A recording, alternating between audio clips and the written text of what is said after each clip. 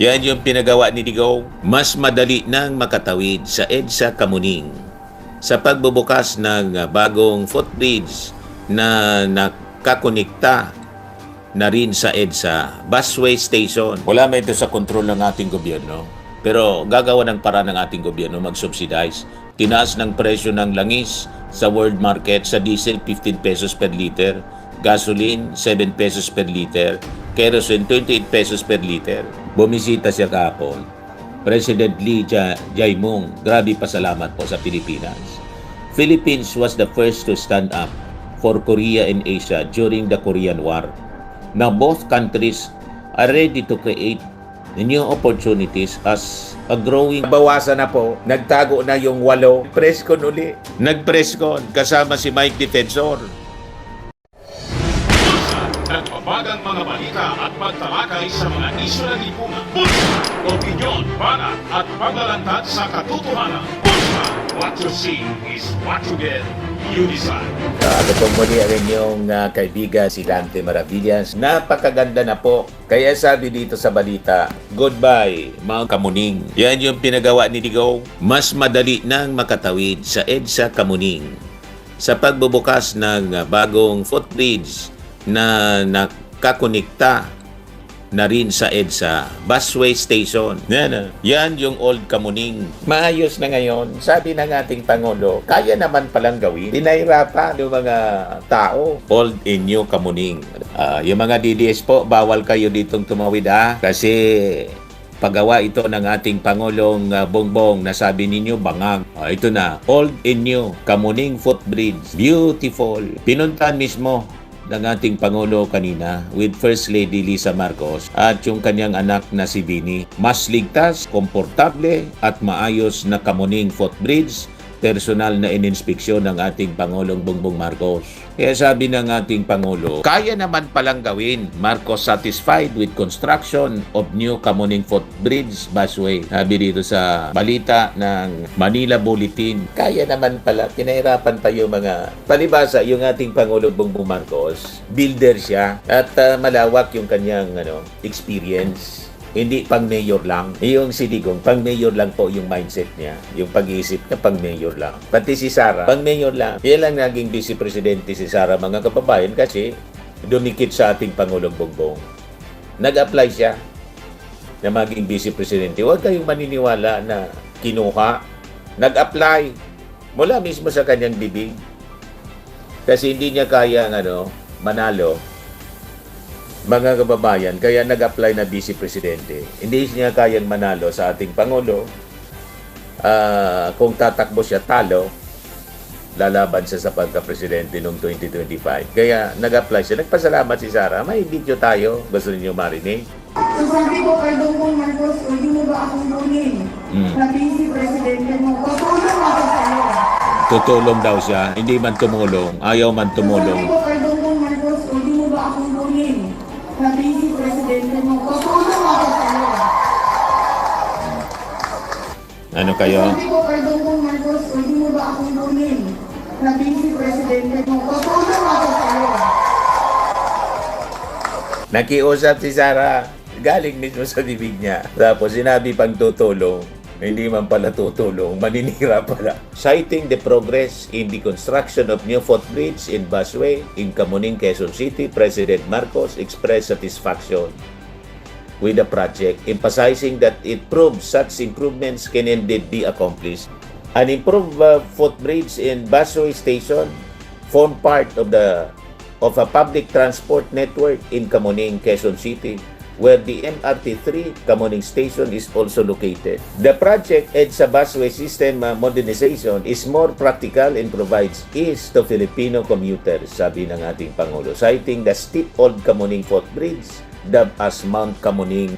The project EDSA busway system modernization is more practical and provides ease to Filipino commuters, sabi ng ating Pangulo, citing the steep Old Kamuning Footbridge.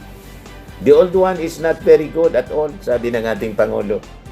At saka hindi mo ma-realize pag nandito ka sa baba, gumagadaw pala yan pag may dumadaan. Kaya mas mabuti-buti na ito. Malawak ang kaalaman, mga kababayan. Di ba? Oh? Yan na ngayon. Yan oh. EDSA Carousel. Project pa yan ng ating Pangulong Bongbong. Pwede naman pala niyang gawin. Oh. Ito, PWD. Di ba napakaganda, mga kababayan? Sabihin ninyo, yung ating Pangulo mamamatay na. Tingnan niyo, napakakisig ng ating Pangulo. Naka-wave pa si Mrs. Lisa Marco. Oh, pinagkaguluhan tuloy ng mga tao doon. O di ba? Yan ang presidente kasi alam nila mabait at hindi bangag. Tulad ng mga sinasabi ng mga critics niya. O di ba? Napakaaliwalas. Pati sa mga may elevator siya. Yan, elevator. Para doon sa mga PWD. Parang nasa ibang bansa, ito yung dati.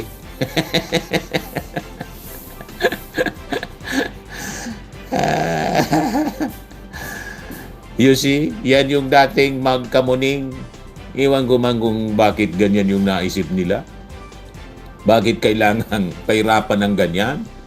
Yan yung old Mount Kamuning, ito na siya ngayon. Napakaganda. Kaya yung ating Pangulo, dapat manatili siyang Pangulo for 20 years. The next 20 years, mga kababayan.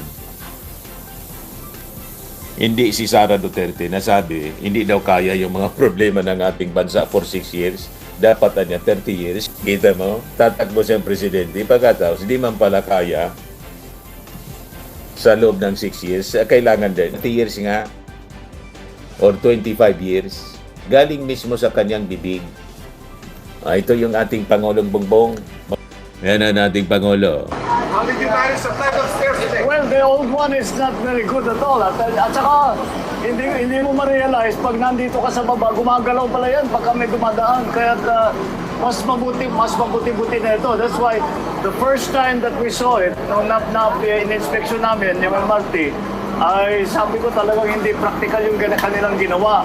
Kaya ngayon, ay may pinagbago, naayos natin ito within 4 months. 4 months lang, pinagawa? Ay 4 na buwan pa lang ay tapos na. Kaya ngayon, mas mababa na ang akyatin ng hagdan, tapos meron ng elevator para kung yung mga hindi kaya umakyat ng hagdan, meron pa tayong wheelchair lift na ginawa para sa yung mga naka-wheelchair. Pati wheelchair, they provided a wheelchair para Pwede pala. mas magaan naman ang magiging Kaya yung wheelchair. Experience. Kaya so far, I'm happy to see that this is the sort of thing that ito naman ay kaya naman palang gawin.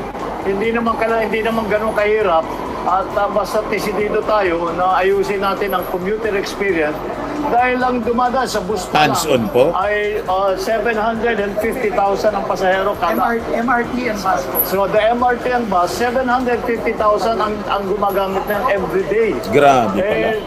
Mapagaang lang ng kaunti. Ang kanilang mahirap na nga mag-commute. Mahaba, mainit, kung ganun. Sabi ko, dapat naman tugunan natin yung pang-araw-araw na dinadaanan ng ating mga kababayan para makapunta sa trabaho at para makauwi. At ito ay isang bahagi lang dyan.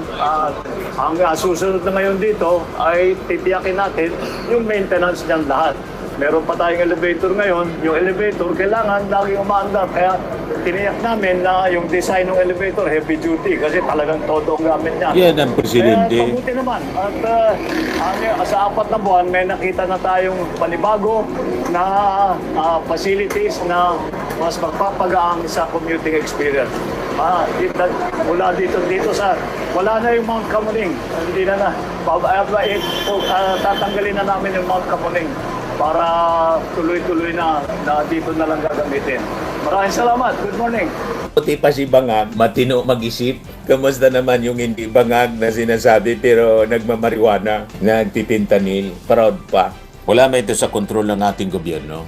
Pero gagawa ng paraan ng ating gobyerno mag-subsidize. Tinaas ng presyo ng langis sa world market, sa diesel 15 pesos per liter, gasoline 7 pesos per liter, kerosene 28 pesos per liter. Kaya kailangan natin talaga i-sustain yung ating paninindigan dito sa West Philippine Sea na wag dapat ito maagaw sa atin ng China. Kasi yung gas deposit dyan, mga kababayan, kailangan tayo yung magkinabang.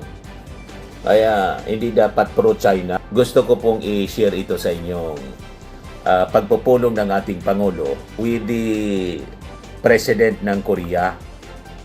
Kahapon to, talagang magaling yung ating Pangulo. At sabi ng Presidente ng Korea, mga kababayan, bumisita siya kahapon. President Lee Jae-myung, grabe pasalamat po sa Pilipinas. Philippines was the first to stand up for Korea and Asia during the Korean War. Now both countries are ready to create new opportunities as a growing partner and strategic companion in planning common prosperity. Together, let's get better. Sabi ng presidente ng South Korea. So ito yung ginagawa ng ating Pangulo para makawala tayo sa clutches ng mga Chinese na masyadong abusado. At palitan natin yung mga businessmen nila. Pati yung import. Ay quality naman po. Pag tiningnan ninyo, mas quality ang produkto from South Korea kaysa sa China. So, imbes na we patronize Chinese product, we patronize Korean, Japanese, Americans. Kung wala tayong produkto na galing dito sa Pilipinas mismo. Pero mas maganda buy Filipino. Di ba? Bili natin muna yung galing sa atin, mga produkto, agrikultural, kung ano, basta pati electronics, may mga gawang electronics na rin po na nandito para ang umasinso naman po, yung mga negosyanteng Filipino, hindi yung mga Chinese businessmen. Di ba? Kasi yung mga Chinese businessmen, sila yung mayaman. Yung mga Filipino, nasa squatter. Di ba? Yun ang reality na nakakalungkot. Tapos, we patronize Chinese products na mabilis masira. Tingnan ninyo yung pati mga armas na made in China, palyado. Hindi na i-defend yung Iran, yung Pakistan, lahat yung Chinese made. Venezuela, ganon. Yung mga armas pala sa Venezuela, binili din sa China kasi sila magkakaalyado. Ano nangyari? O di ba lahat palyado? Na proteksyon na yung Iran, di ba hindi? Lahat man lang po yabang yung ginagawa ng China. Palyado po. Substandard. Sige lang ang gawa nila ng produkto na substandard para yumaman sila. So, we patronize products. Una, Filipino made. Tapos, yung galing sa mga bansa na hindi natin kaaway. Hindi nagsasamantala sa atin. Japan, dating kaaway natin, pero ngayon kaibigan na. O di, mga Japanese-made products, high quality po. South Korea, maganda. Yung Taiwan, maganda rin. Kaibigan natin yung Taiwan. Walang sasamantala sa atin. Host ng mga Filipino workers. Di ba? Hindi yung sa Hong Kong, na dating British territory, binalik na lang eh. Pero may pagbabanta. Di ba binabanta na mawalan daw ng trabaho? Bina-blackmail tayo. Tapos yung galing sa Amerika, in Europe, buti pa, doon tayo. Kasi wala silang interes na sakupin yung ating territory. Kundi kasama natin as allied country. Yun ang gawin natin.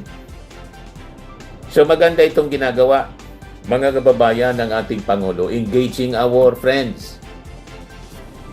Kaya OPA PBBM, hindi lang mga kababayan, sabi dito, hindi lang mabuting presidente yung ating Pangulong Bongbong, kundi OPA. Nagsalita ng Korean, mga kababayan, yung ating Pangulo. Tingnan ninyo, OPA. Yung cute na cute. Mga kababayan.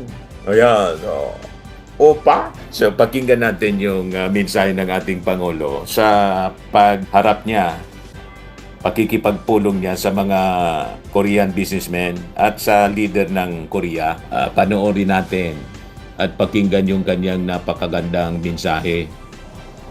our honored guest, the President of the Republic of Korea, His Excellency Lee Jae-myung, the Ambassador of the Republic of Korea to the Philippines, His Excellency Lee Sang-won, Agricultural Secretary Francisco Chu Laurel, and the other members of the Cabinet, Philippine Chamber of Commerce and Industry President my Tocayo, Ferdinand Ferrer, the Federation of Korean Industries Chairman Jin Roy Ryu, my fellow workers in government, our partners in the private sector, distinguished guests, ladies and gentlemen, good morning. 여러분 안녕하십니까? O, di ba?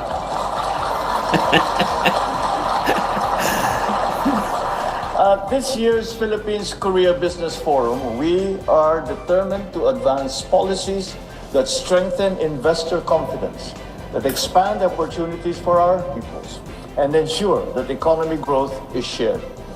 In a rapidly changing world, resilience is built not in isolation, but in partnership.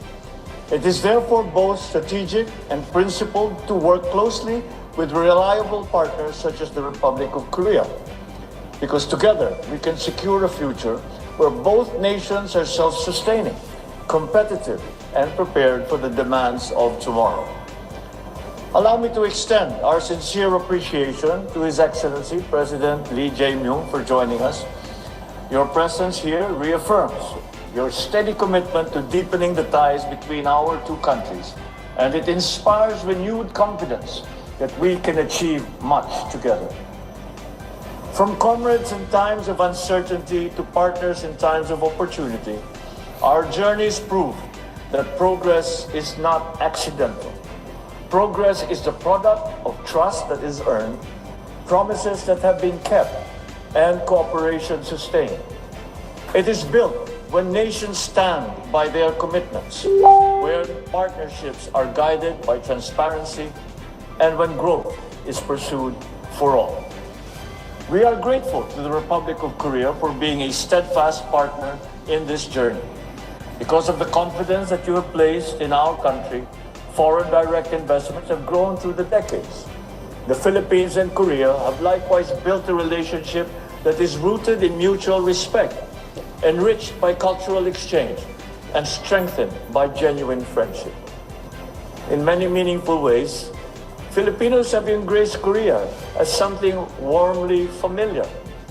From eagerly following Korean dramas, to including kimchi and bulgogi in our regular fare, and with singing along with the favorite artists from Korea. Our people have formed a genuine and lasting bond with Korean culture. Today's forum celebrates the strong bond between our nations, and it underscores our commitment to attracting more investment that will drive inclusive growth in our region. It is an opportunity to present the direction of our economic development, the reforms that we have instituted, the investments that we seek to attract, and the environment we are continuously shaping, one that is transparent, that is predictable, and that is conducive to business. More importantly, it is a platform where our industry leaders, innovators, and decision makers come together to build enterprises that create value, that generate employment, and that uplift communities. Allow me to recognize the valuable contributions of the Philippine and Korean entities who are taking part in strengthening this cooperation.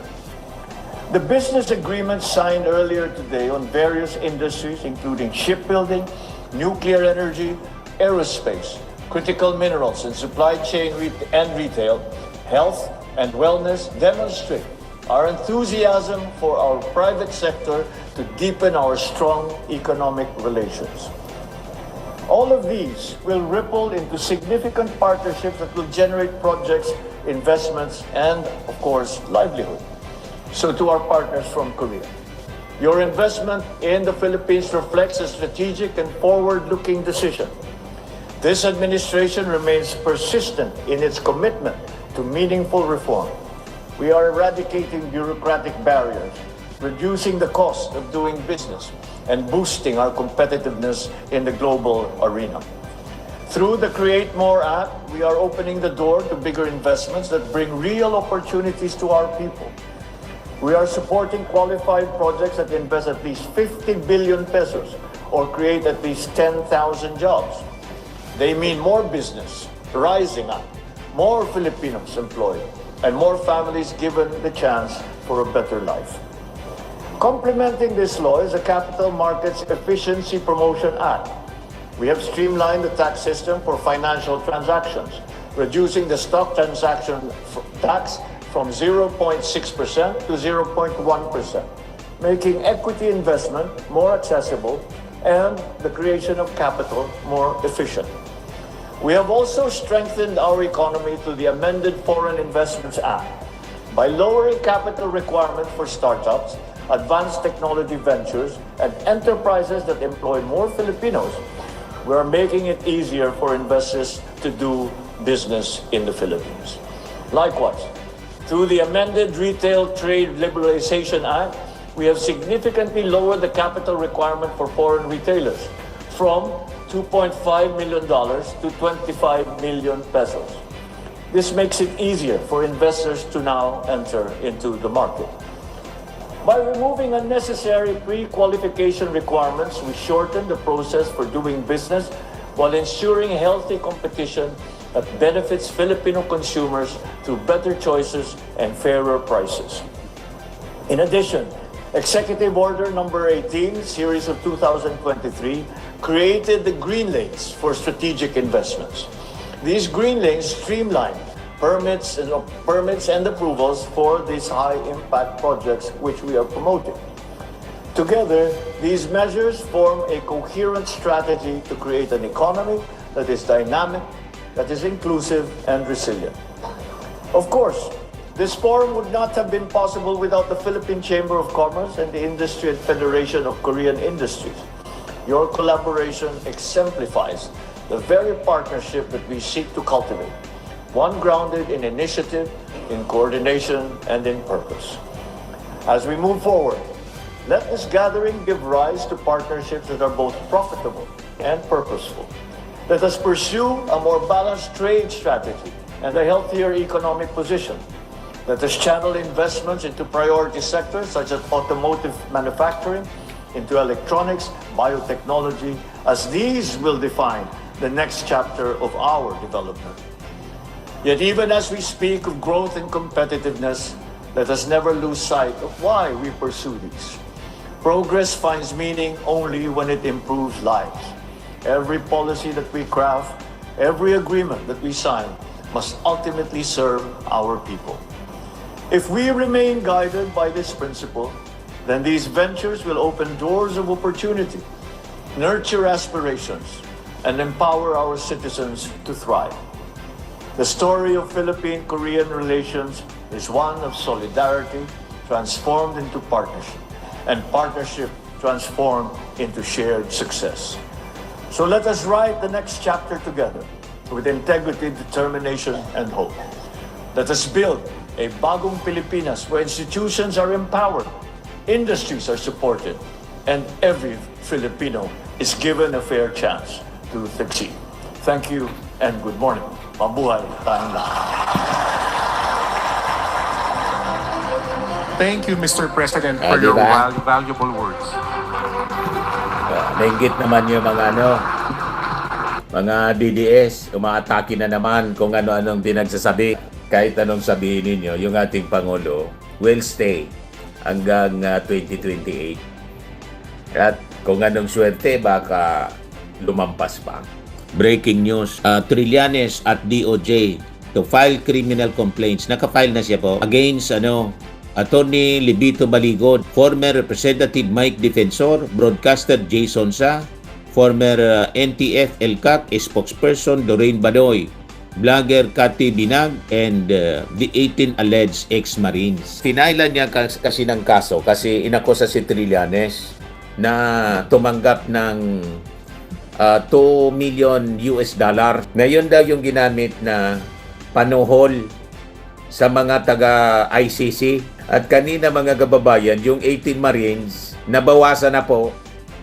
Nagtago na yung 8. Presscon uli. Nag-presscon kasama si Mike Defensor. Former Congressman Mike Defensor says it is an honor to be included in criminal complaints linked to the 18 supposed ex-soldiers. He says he believes their claims on alleged illicit cash deliveries to officials. Handa akong tulungan sila. Handa akong humarap sa kaso. Handa daw. Di sige, walang problema. Choice mo yan. So, finala na mga kababayan ng kaso ni Trillanes kanina. Si Atty. Baligod. Tapos yung mga vloggers na nagpakalat. Si Jason Sa, si Lorraine Badoy, si Cathy Binag. Finala ng kaso. O, tapos, nag-presscon yung mga sundalo. Ex-Marines daw sila. Nabawasan. Naging kuwan na lang po. 10 na lang. Umatras na siguro yung iba na buki. Anyway, pakinggan natin yung sinasabi nitong mga ex-Marines. Yan o. Papago-pago sa inyong mga statement. Wala po ma'am, kasi nasa kuha naman ma'am nasa affidavit naman po Ang sinasabi po namin ma'am, hindi po namin nakita yung pinalit na dollar na kung binigay sa kanya. Bakit daw pa bago-bago yung Sinasabi namin ma'am statement? na totoo is yung nag-deliver mismo sa bahay na po. Yung doon po sa pag-deliver kay BBM, bakit po parang hindi maibigay yung mga detalye? Pwede niyo po bang masabi exactly? Kasi nungalingan, kaya iba-iba yung statement. Sabi kasi na 2 maleta, naging 5 maleta. Bakit po nagbabago ang detalye? 5 maliit ang yung dinala namin ni Kong sa Bago-bago. bahay. Saan po eksakto? Sa Ilocos po. Saan po sa Ilocos? Nandun lang po ma'am sa affidavit. Ang nakalagay lang po doon ay sumakay kayo ng eroplano, tama po ba? Tapos nagpunta kayo ng Ilocos. Yes po. Pero saan Ang nag-organize daw nitong press con, si Vic Rodriguez, yung dating executive secretary ni PBBM. Alam niyo po kaya yung ganun dito? Yung ano po, may lake. Ilan po yung... May ano boss? Yung may lake. Sa lake.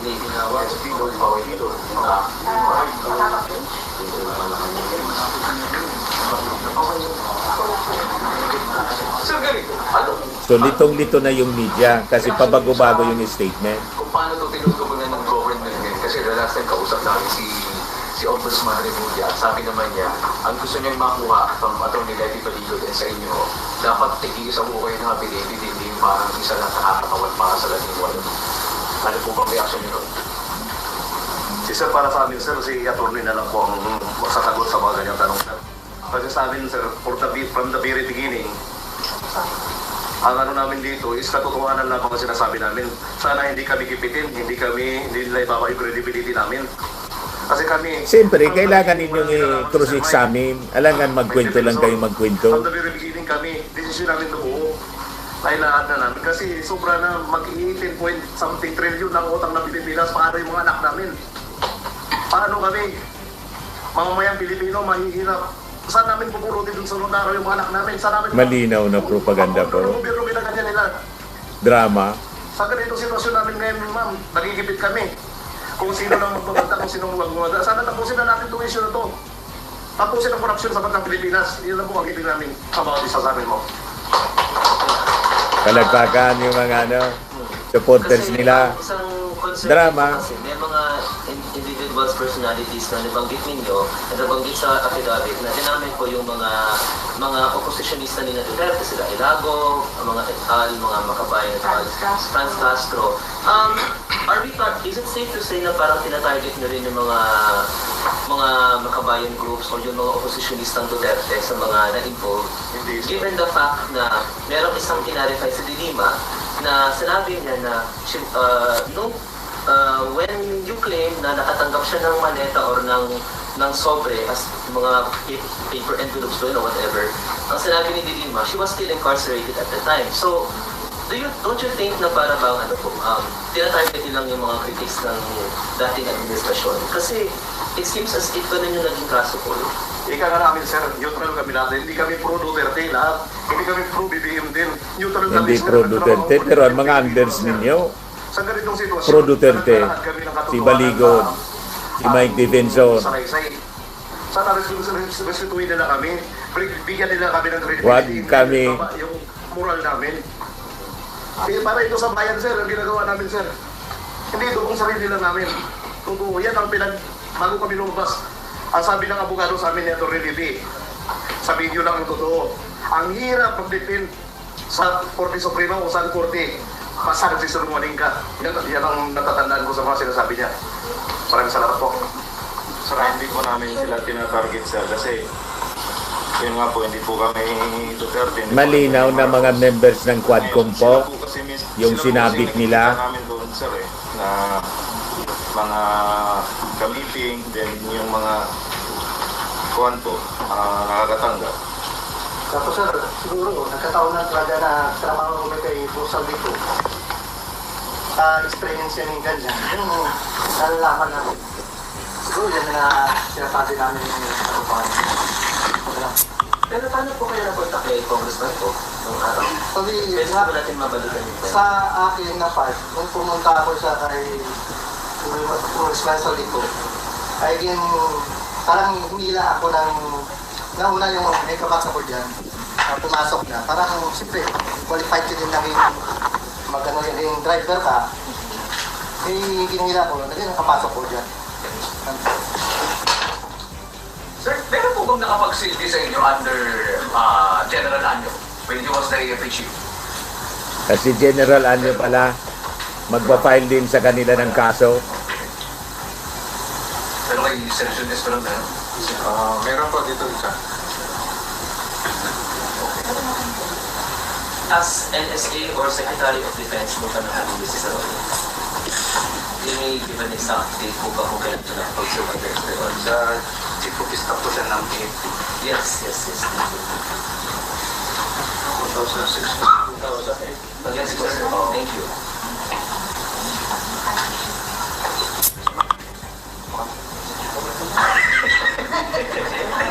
Nawala na yung 8. 10 na lang yan daw.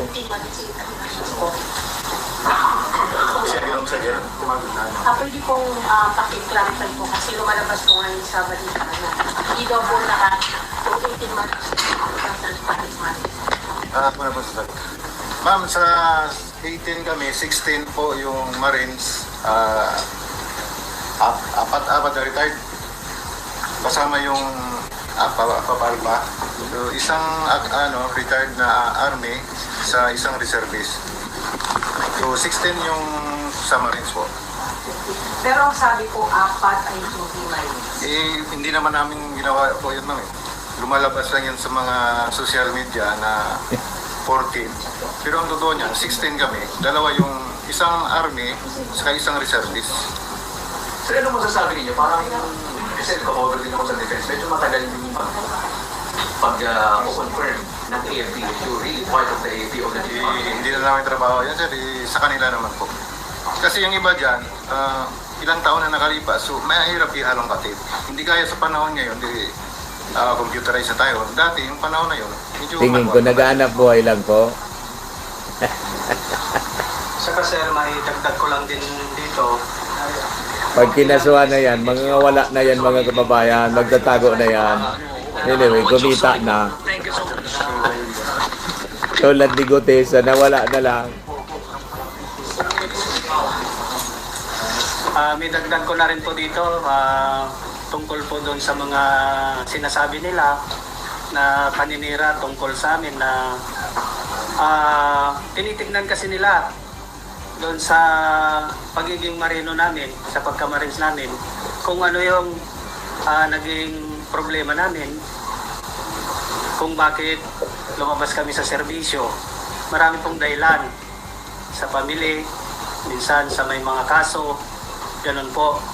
Pero hindi yon basihan sa mga siniwalat namin tungkol doon sa mga pira na nasaksihan namin na dinideliver sa mga opisyalis ng gobyerno. Yun lamang po ang inaano ko doon, ma'am. Kinaklaro ko doon. Wala pong kinalaman sa pagkatao namin, sa pagkamarines namin, doon sa isyo ng anomalya sa pira na dinideliver namin sa kanila. Gano'n po kadalas po yun? Yung pag-deliver nyo? Sa akin ma'am, sa part ko, dahil driver ako ni Boss Saldi, so ako yung laging isa na nagdi-deliver sa kanila. Siguro 3 beses sa isang linggo, dinadala namin yung mali-malitang tira doon sa bahay ni former Speaker Martin Romualdez. Yan, binanggit mo naman si Martin. Nakapag-deliver din ako doon sa bahay ni Stella Kimbo. Nakapag-deliver din po ako doon sa bahay ni former Senator Trillanes. Yun po yung participation ko bilang driver ni Kong Saldico. Yung kay Trillanes po, anong dineliver nyo? Ang dineliver doon isang paper bag. At ang nagdala po doon Isang paper bag, ni boss na si Mark Tiksay. 56 million. Yun po yung Isang sabi paper ni bag lang yun? Mark Tiksay po. Na ang laman ng 2 million na US dollar. ay ang laman ng paper bag na yun ay pira at ibibigay nga kay former Senator Trillanes. Doon po sa Antipulo. Sa bahay niya po doon. Pero, again, nasilip nyo naman po yung laman ng mga maleta po, di ba? Or kay Mr. Tiksay po kayo nakikipagwala? Alam namin sir na pera yung laman noon dahil Paano nila nabilang yung 805 billion pesos? piniprepare ni Mark Tiksay or ni Paul Estrada yung mga pera na yun. So alam po namin na pera talaga ang laman noon. Nandun ho kayo? Opo. Bilang? Although nandun sila sa taas po ng bahay ni Boss Saldi, pero alam namin na yun talaga ang ginagawa nila. Minsan pa'y nasaksihan ko rin, pumakyat ako sa taas, dahil kami nga yung magbubuhat ng So balita importante sa bahay ni mag-cross-examine Boss. itong mga tao Dadalhin ito. sa sasakyan.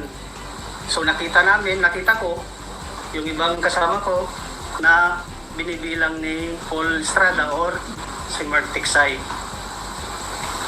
So totoo po lahat yun, ma'am. Ang issue na yun. At wala pong dinagdag, wala pong binawas. Kung ano lang yung sinabi namin doon, pawang katotohanan po lamang.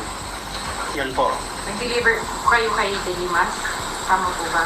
Sa ibang mga kasama Tama ko po. yung nag-deliver kay Delimas. Kasi nakakulong daw po siya noon. Nakalabas na po kasi ang file niya. Sorry po Nag-deliver kay Dilima. Eh sabi ni Atty. Baligot, mali daw. Oversight niya, hindi kasama si Dilima. Tapos ngayon, kasama na naman. Sabi po kasi ni Congressman Dilima, nakakulong pa raw siya. She was released, I think, in 2023 and 2024.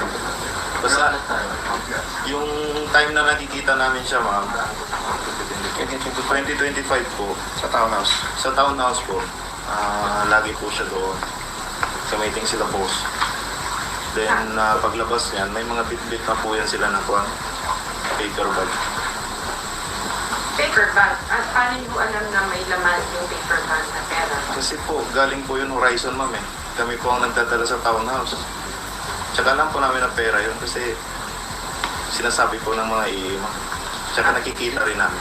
Ano sa yung townhouse? Pwede mo makikita? 805 billion. Po yung meeting place po nila. Sabi ni Ping Lacson, 13,000 anyang maleta ang dapat lagyan yan. Kanino po kay Speaker ba yan? Hindi po namin alam kung kanino, ma'am eh. Di ba? Basta doon po lagi yung meeting place na. Mano-mano nila binilang. Paano nila bibilang yun? Mano-mano? Driver security po. Kayong lahat? Halos lahat po, sir. Driver security. Marunong po kaming mag-drive. Opo. So, pwede kayo mag-react sa sinabi ni Ombudsman Remulla na ano naman daw kay pag-meet siya kay Trillanes, natural lang daw na init niya kasi kailangan niya protektahan daw yung mga testigo na Pilipino para nga po sa ICC. Dinay po ni Senator Trillanes po yun eh.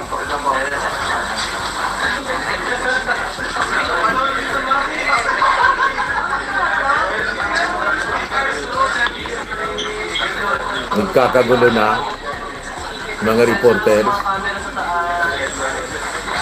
Sir, yung tungkol po doon sa sinabi niyo, sir, dinideny po ni Senator Trillanes po yon. Ngayon po, nagsalita si Ombudsman, Sir Remulla, na totoo yun.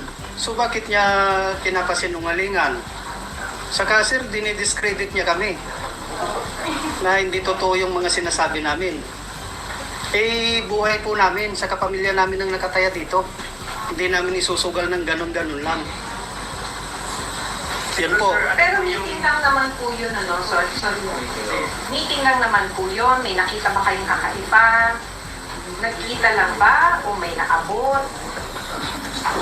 Sa part ko, ma'am, kasi ang kwan kasi ng conversation ng kwan namin, ng group chat, na namumonitor po namin yung mga bawat tasking, kung saan sila, ganito ganon, kung sino yung security doon.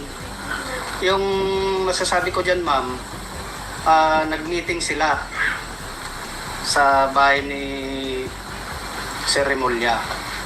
Sa bahay, ma'am. Siguro sir, kanina binabanggit niyo yung credibility niyo. Gusto namin malaman, ano yung motivations po ninyo? Sino yung nagpupunto sa inyo, sumusuporta sa inyo? Bakit ito ginagawa, yung timing and all? Sir, wala po. Ang totoo, wala pong sumusuporta sa amin. Kahit sino, sir, nasa label po kami. Hindi kami lumapit kung kahit sino. Nasa Hindi label lumapit, po kami nandyan si ng ano? gobyerno. Ang Si sinasabi Espiron. lang po namin dito, General Espiron. ay tungkol doon sa mga anomalya na nangyari sa flood control, sa mga pera na Si Mike pinadala Defensor. namin sa mga matatas na opisyal ng gobyerno natin. Doon lamang po, yun lamang po yung kuha namin. Wag po nila kaming sirain na ganito ganon. Yun nga po, porket discharge kami sa Marines, may mga ganito kami, wag nilang isali yun doon sa mga ambag namin, doon sa trabaho namin kay Boss Saldico noong mga panahon na yon.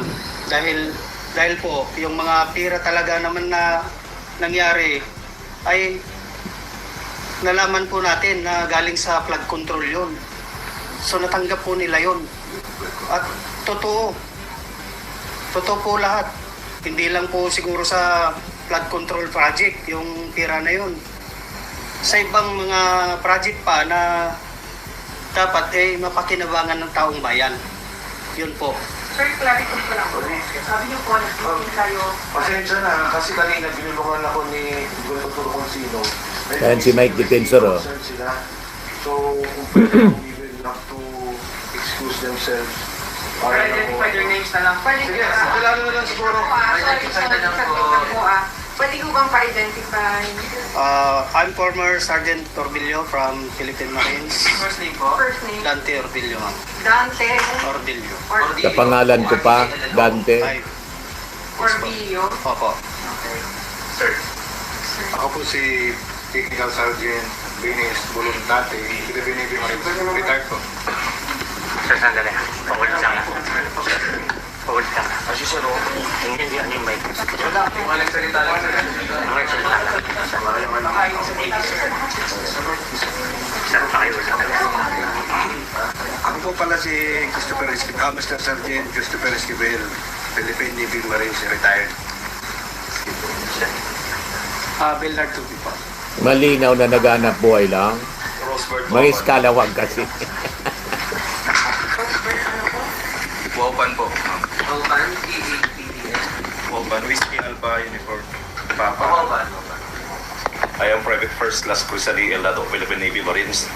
This is not just about a military background or our military background. This is just about the corruption of our society and our community. Malinaw na propaganda. Cecilio Lardar Jr. po, ex-Marines po. I'm Rene Boy Kulilan. I'm Romel Galapon, retired Philippine Army. Master Sergeant. Yes, sir. Fidel Corpus. Former Marines. I Angelica Joe po, former Mines. Nasaan po iba?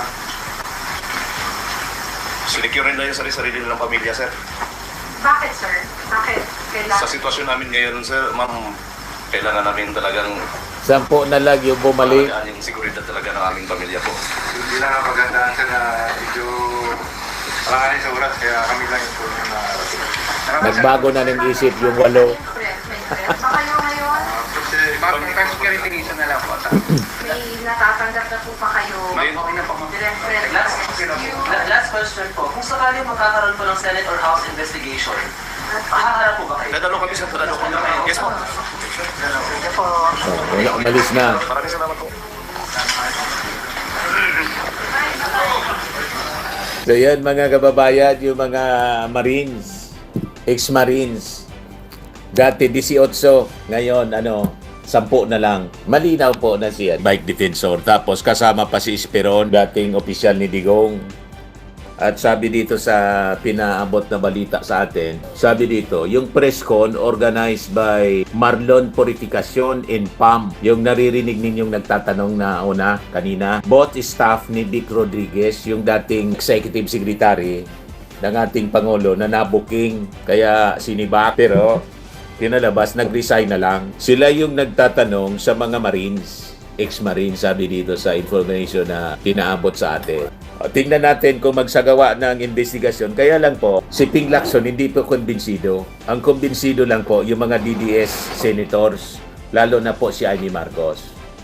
So ito pala yung balita. Si Anyo, sabi dito, Anyo strikes back, sues 18 ex-Marines for fake news on cash delivery. Dinamay pati si Secretary Anyo. Sabi dito sa balita, National Security Advisor Eduardo Anyo initiated the first legal action against 18 supposedly former Marines, a lawyer and a former congressman, si Mike Defensor, for what he described as malicious and fabricated claims that he participated in a questionable meeting and receiving paper bag full of cash.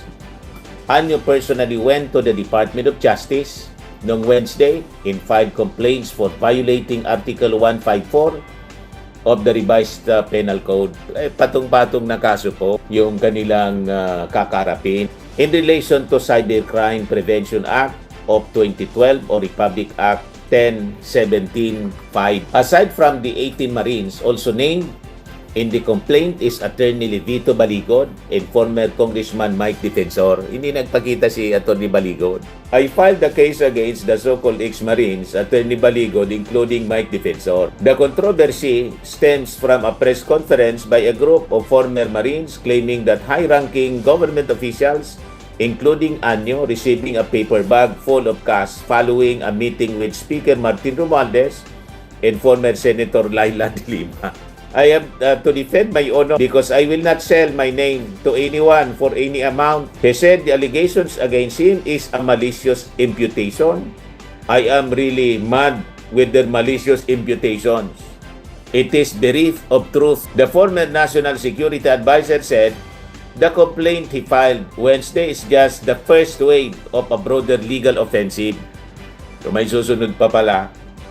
He confirmed that his legal team is currently preparing additional charges for cyber libel and perjury. Under Article 154, Anyo said dissemination of fake news could endanger public order or damage the interest of the state. He noted that the offenders use various means of publication and information technology to spread the claims. Kaya po si Trillanes, kinasuhan, pati yung nagpakalat nitong balita, si Jason Sa, si Badoy, dinamay na yung mga DDS vloggers. Throughout his career in government, Anyo said his policy is always no take, no give. I served the armed forces until the chief of staff. I served different administrations, anya. My only capital is professionalism in love of country, sabi po ni Anyo. I do not play politics. I will never run for any elected position. Anyo expressed disappointment that some of the individuals involved served under his command. I never taught them to lie or invent stories. We fought the enemies of the state together. Anyo said that while it is still not clear to him what the motive is behind the manipulation and spread of fake news. She said, it is important for the public to exercise discernment. I ask for discernment. Do not immediately believe fake news or any information that has not been verified. Naniniwala lang nito mga kababayan, yung mga kalyado nila. Pero yung mga matitinong tao, hindi maniniwala. Naniniwala lang dito yung mga tulad ni Harry Roque. Sabi ni Harry Roque, I stand with the brave 18. Nagtago na po yung 8. Nagpayag ng suporta sa 18 na nagpakilalang dating sundalo at bodyguard ni dating Congressman Saldico, si retired General Hermogenes Esperon, official ito ni Digong, Chief of Staff dati ng Armed Forces. Binigay ni Esperon ang pahayag sa isang inorganisang pagpupulong kasama ang nasabing 18 na personalidad ngayong Huwebes. Ayan si Esperon. Ayan, naka long sleeve ng white. Si Esperon po siya. Rin ninyo kay BBM, may nagsabi kasi na 2 maleta, naging 5 maleta. May 2 maleta, may 5 matita. 5 maleta. Paiba-iba. Dinala namin ni Comsan dito sa bahay. Saan po eksakto? Sa Ilocos. Saan po sa Ilocos? Nandun na po ma'am sa affidavit. Ang nakalagay Hindi lang niya po masabi ay- kung saan sa Ilocos. Baka magkamali. Nandun na niya sa affidavit. Kung talagang totoo yung affidavit, bakit hindi pa nila sabihin mismo nang tinatanong? So nag-iingat po, baka mali, hindi niya matandaan. Kung totoong sila yung deliver doon, matik yun sa isipan nila. Alam nila kung anong lugar. Di ba? Bakit sasabihin, nandun na niya sa affidavit? Nag-iingat kasi baka mali, kasi nabuking na sa mga unang statement nila mga kababayan na mali-mali yung kanilang mga sinasabi. Yung mga kasinungalingan mga kababayan, mabubuking at mabubuking siya. Yun na lang po mga kababayan, maraming salamat. Ako po si Dante Maravidas. Bye-bye. God bless. Swimming and lifting cream, pinapahid po sa mga pulses in affected area. Mainam po sa paninigas ng mga kaso-kasuan. Ito naman po, Automax Radiant Serum. Sa mukha naman yung application, anti-aging po siya. You will look 10 years younger than your age. Sa mga cancer patients naman po, baka lang gusto ninyo itong itry. Neng siya red mixed fruit drink. Hindi mo po siya gamot, food supplement siya. Kaya lang, gawa siya mga kababayan sa goji berry. Yung goji berry, may anti-cancer properties. O ngayon, yung mga inquiries ninyo, dumiritso na lang kayo sa aming messenger sa Facebook para masagot namin agad. Ayos pa? Ayos na ayos niya, Mr. Maravilla. Sa mga nagana po ng malinis and spacious fitness gym, pumunta lang po kayo sa aming Colossal Fitness Gym. May Grab car rental din po kami.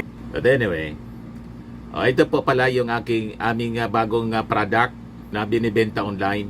I am worldwide amazing pure organic barley powdered drink mix from Australia. Negosyo to ng aking anak na architect entrepreneur Riz Maravillas. Ayan po. Kontakin na lang po ninyo siya, Riz Maravillas on Facebook. Ang mga health benefits niya, boost immunity, improves digestion, enhance energy levels, packed with antioxidants, prevent cancer. Ito naman po yung bago naming product na binibenta online.